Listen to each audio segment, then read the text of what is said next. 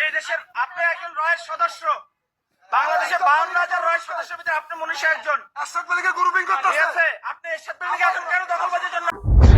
যে দেশ তাদের এত সাহায্য করলো, নতুন বাংলাদেশ গঠন করে দিল, আজ সেই দেশকে, যে তাদের মা বোনকে ধর্ষণ করেছিল পাকিস্তান, সেই দেশের সাহায্যে হাত মিলিয়ে অস্ত্র কিনছে, তাদের সাথে যুদ্ধের প্রস্তুতি নিচ্ছে ভারতের বিরুদ্ধে। বাংলাদেশ শিক্ষা মানুষকে নম্র করে, বিনয় করে, শিষ্টাচার শেখায়, অন্যদের সঙ্গে কি করে কথা বলতে হয় সেটা শেখায়, অন্য দেশের সঙ্গে কি করে কথা বলতে হয় সেটা শেখায়।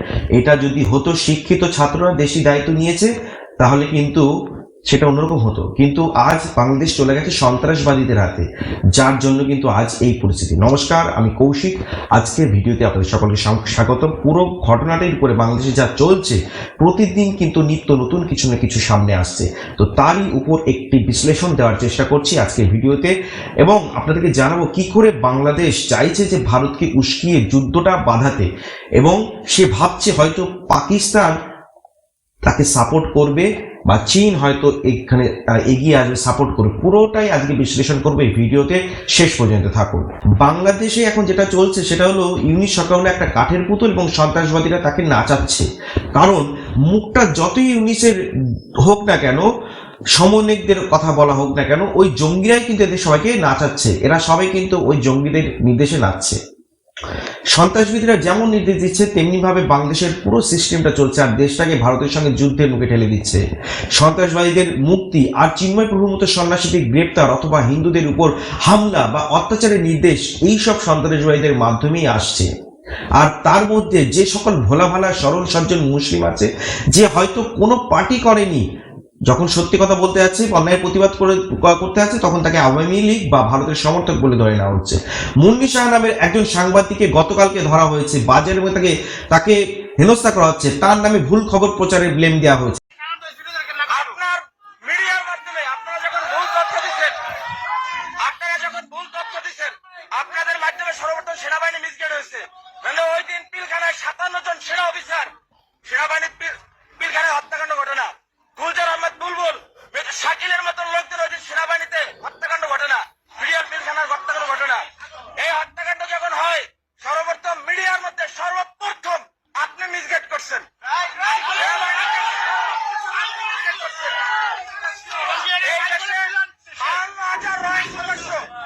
এর ভিতরে আপনি একজন। এই দেশকে আপনারা ভারতের অঙ্গরাজ্য বানাবার জন্য যা করাবার তাই করছেন। ঠিক আছে, আপনি এখনো কেন আপনার হাতে এখনো ছাত্র হত্যার রক্ত এখন আপনার হাতে লেগে আছে। আপনাদের মতন চাটুকার, আপনাদের মতন কিছু কুলাঙ্গের সাংবাদিক পেশাটা হচ্ছে সবচেয়ে মহৎ পেশা। সত্যের উন্মোচন তারাই করে, কিন্তু আপনারা সত্যটারে মিথ্যা বানাইয়া এই দেশটাকে একটা কৃত্রিম মুটের মতন আপনারা অন্ধকার জগতে বানাই ফেলাইছেন ভারতের অঙ্গরাজ্য বানাবার জন্য। আপনি এদেশের একজন নাগরিক হয়ে আপনি এদেশের ক্ষতি কিভাবে করেন বলেন তো?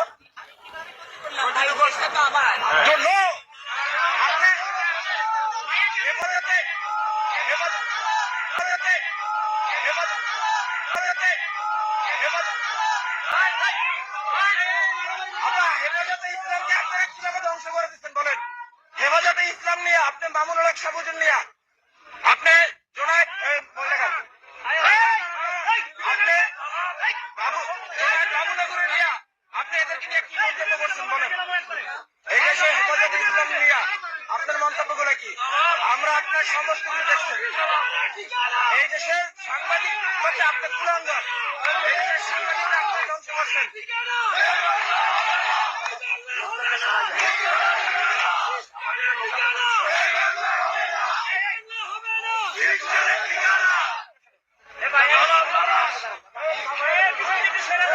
স্কুলে কলেজে বাংলাদেশি ছাত্রদের মধ্যে ভারত বিরোধী বীজ ঢুকিয়ে দেওয়া হচ্ছে, পতাকায় পা রেখে তারা স্কুল কলেজে প্রবেশ করছে। তাই বলছি, এখন বাংলাদেশের গোটা সিস্টেমটাকে একটা বড় টেরোরিস্ট অর্গানাইজেশন চালাচ্ছে। ওরা যা বলছে মানুষ ভয়ে সেটা করছে। কারণ বাংলাদেশের স্বাধীনতা এখন আর নেই। আরামবাগ টিভি দেখেন, আপনারা সকলে অনেকেই জানেন, সাফি গোলদার নামে একটি ভিডিও তিনি পোস্ট করেছেন কিছুদিন আগে। বাংলাদেশের একজন MA পাস হুজুর এসে সত্য কথা বলেন। তিনি বলেন বাংলাদেশের অবস্থা যা রয়েছে, চিন্ময় প্রভু সম্পর্কে তিনি সঠিক কথা বলেন, সবাই তাকে সমর্থন করছেন, কমিটি দেখা গেছে। কিন্তু আজকে আরামবাগ টিভিতে সেই হুজুরই একটি ভিডিও প্রকাশ করেছে, সাফি গোলদার সেটাই দেখাচ্ছিলেন যে উনি কিছুদিন আগে যে কথাগুলি বলেছেন সেগুলো সব ভুল বলেছেন এবং তার জন্য তিনি ক্ষমা চেয়েছেন। মানে স্পষ্ট উনাকে প্রেসার করানো হয়েছে এই কথাগুলো বলার, যে তুমি ক্ষমা চাও এবং আগের দিন যেটা বলেছো সেটা ভুল বলেছো। আসসালামু আলাইকুম ওয়া রাহমাতুল্লাহ। একটা বিষয় নিয়ে আমি অনুতপ্ত, দুঃখিত। ইসকনের বিতর্কিত তথাকথিত নেতা চিন্ময় কৃষ্ণ দাসকে নিয়ে সঠিক তথ্য না জেনে অনেক কথা বলে আমি ফেলেছি ইতিমধ্যে। ইসকনের একজন বহিষ্কৃত বিতর্কিত নেতা নৈতিকতার ঘাটতি থাকায় তাকে আন্তর্জাতিক ইসকন সংস্থা হতে ইতিমধ্যে বহিষ্কার করেছে, সেটা আমার জানা ছিল না। ইসকন পৃথিবীর বহু দেশে নিষিদ্ধ, যেমন মালয়েশিয়া, সৌদি আরব, চীন, আফগানিস্তান, এই সকল দেশে এটি একটি নিষিদ্ধ সংগঠন, এটাও আমার জানা ছিল না। বাংলাদেশের পতাকাকে অবমাননা করায় রাষ্ট্রদ্রোহিতার মামলায় চিন্ময়কে গ্রেপ্তার করা হয়েছে। সেই ঘটনাকে কেন্দ্র করে চট্টগ্রাম আদালত চত্বরে তার জামিন শুনানি চলাকালে ইসকনের উগ্র সমর্থক, সন্ত্রাসী কায়দায় আইনজীবী এবং APP সাইফুল ইসলাম আলিফকে কুপিয়ে এবং পিটিয়ে নৃশংসভাবে হত্যা করা হয়। আমি এ ঘটনার তীব্র নিন্দা জানাচ্ছি এবং দোষীদের শাস্তি দাবি করছি।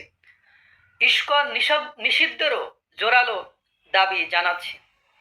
আমি ইতিপূর্বে আমার চ্যানেলে ইসকন, চিন্ময় দাস এবং বর্তমান সরকার নিয়ে যত বিতর্কিত ভিডিও পোস্ট করেছি সবই মিথ্যা এবং আমি না জেনে করেছি। এজন্য আমি সকলের নিকট ক্ষমাপ্রার্থী। আমাকে সকলে ক্ষমা করে দিবেন। আমি এই বিতর্কিত বিষয় থেকে যেন বেঁচে থাকতে পারি, নিজেকে রক্ষা করতে পারি। আল্লাহ তাআলা সকলকে ভালো রাখুক, সুস্থ রাখুক। আসসালামু আলাইকুম ওয়া রাহমাতুল্লাহ। তাই বলছি, এর পিছনে বড় একটি বাংলাভাষী সন্ত্রাসবাদী সংগঠন আছে, তার পিছনে পাকিস্তান বা ISIS এর কোনো সংগঠন থাকতে পারে আমার মনে হচ্ছে। তার জন্য বাংলাদেশ বিভিন্ন ধরনের উস্কানিমূলক ক্রিয়াকলাপ করতে চাইছে। ভারত যাতে আক্রমণ করে তাহলে ওদিক থেকে পাকিস্তানও হামলা করবে এবং পাকিস্তান হামলা করলে তার সঙ্গে চীনও এগিয়ে আসতে পারে, এর সঙ্গে যোগ দিতে পারে আমাদের দেশের কিছু বিভীষণ বা মির্জাফরের মতন লোকগুলো। ভারত সরকারের উচিত বিভীষণ বা এই মির্জাফরের মতন লোকগুলোকে বিভিন্ন এলাকায় যারা ছড়িয়ে আছে তাদেরকে চিহ্নিত করা এবং তাদের উপযুক্ত চিকিৎসা করা। আপনাদের হয়তো অনেকেরই মনে আছে, কিছুদিন আগে বাংলাদেশের একটা হাসপাতালের বেডে বসে এক জঙ্গি বলছিল 7 সিস্টার্স আমরা দখল করব, পাকিস্তানকে বলবো ওদিক থেকে হামলা কর, চীনকে বলবো এদিক থেকে হামলা কর, তোমরা চিকেন নেক দেখে নাও, এইভাবে আমরা দিল্লি দখল করব। মানে এই পুরো ঘটনা যেটি চলছে না, আপনার মনে হচ্ছে না কোথাও না কোথাও একটা লিঙ্ক আছে? পাকিস্তান থেকে জাহাজে করে যে কন্টেনারগুলো বর্তমানে বাংলাদেশে আসছে সেগুলোর মধ্যে অস্ত্র এবং বোমা বারুদ, মিসাইল, এগুলো তো আছেই। কিছুদিন আগে বাংলাদেশের সেনার বক্তব্য সেটা আরো কষ্ট হয়। আপনাদেরকে দ্রুত একবার দেখাবো বাংলাদেশের এয়ার মার্শাল হাসান মাহমুদ খান, তার বক্তব্য আমাদের কাছে এসছে। তিনি কি বলতে চেয়েছেন শোনাবো আপনাদের, শুনুন। ধরনের প্রয়োজনে, দেশের যে কোনো ধরনের প্রয়োজনে আমরা সদয় প্রস্তুত। 24 ঘন্টা 7 দিন 365 দিন আমরা সবসময় প্রস্তুত থাকি।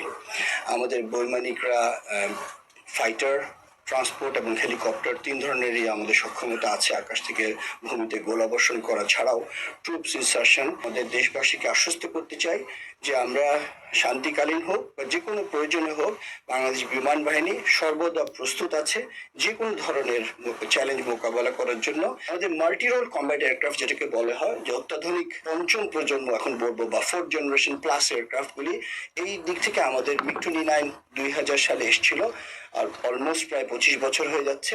সো আমাদের এই মাল্টি রোল কম্ব্যাট এয়ারক্রাফটের দিকে আমাদের এখন নজর।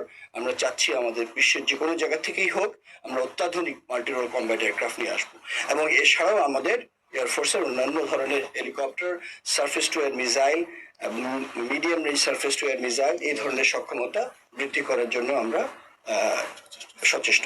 তাই ভারত সরকারের এখন উচিত 3 দিক থেকে যুদ্ধের প্রস্তুতির জন্য তৈরি থাকা। একটা জিনিস দেখুন না, এই ভারত বিদ্বেষিতা বাংলাদেশের অনেক আগে থেকেই ছিল, সেটা ক্রিকেট হোক বা সেখানকার বন্যা নিয়ে প্রকাশ পেত, কিন্তু এখন সেটা ওরা ভারতকে উস্কানোর জন্য অন্য একটা লেভেলেই করছে, মানে সেটা সমস্ত লেভেলকে অতিক্রম করছে। কিন্তু ঘুমন্ত বাঘকে জাগালে এর পয়েন্টটা কিন্তু ভয়ঙ্কর হবে, আমি বাংলাদেশকে সাবধান করে দিচ্ছি। কিন্তু বাংলাদেশের সাধারণ মানুষ আর কি করবে? ক্ষমতা তো চলে গেছে সন্ত্রাসবাদীদের হাতে। ইউনিস হলো কাঠের পুতুল। কারণ আমি চারদিকে বিপদের মধ্যে আছি, কাজে এই কথা না বলা এটা একটা নিজেকে রক্ষা করার একটা সুবিধা আর কি। যত কম বলা যায় ততই হয়তো ঝামেলা থেকে বাঁচবো। সুদ খালি বাড়ছে। এখন তো বড় কঠিন অবস্থার মধ্যে পড়ে গেছে। কিছুদিন আগে হয়তো খবর পেয়েছে এই মাসের মধ্যেই যে 12 তারিখে যে ঘটনা ঘটলো, যে আমাদের অফিসের মধ্যে ঢুকে গেল লোকজন, ঢুকে বললো যে এটা আমরা এখন দখল করলাম, এখান থেকে আমরা চালাবো। এটা কি কারবার, কি হলো এটা? দেখা যায় সমস্যার পরিমাণ বাড়ছে, কমছে না। কেউ গণতন্ত্রের বিপক্ষে না, সবাইকে স্মরণ করিয়ে দেওয়া যে আমরা সবাই গণতন্ত্রের পক্ষে, মানবাধিকারের পক্ষে। যাই হোক, সন্ত্রাসবাদীরা বাংলাদেশ তথা সেখানকার সাধারণ মানুষকে সম্পূর্ণ একটি যুদ্ধের দিকে ঠেলে দিচ্ছে, যার ফল হবে ভয়ঙ্কর। যে দেশ তাদের এত সাহায্য করলো, নতুন বাংলাদেশ গঠন করে দিল, আজ সেই দেশ যে তাদের মা বোনকে ধর্ষণ করেছিল তাদের সাথে হাত মিলিয়ে অস্ত্র কিনছে, যুদ্ধের প্রস্তুতি নিচ্ছে। ঠিক লজ্জা লাগা দরকার। আপনাদের এই পুরো প্রতিবেদনটা নিয়ে কিছু ভালো থাকলে অবশ্যই জানাবেন। এখন মতন এই পর্যন্তই, দেখা হচ্ছে পরের ভিডিওতে। নমস্কার।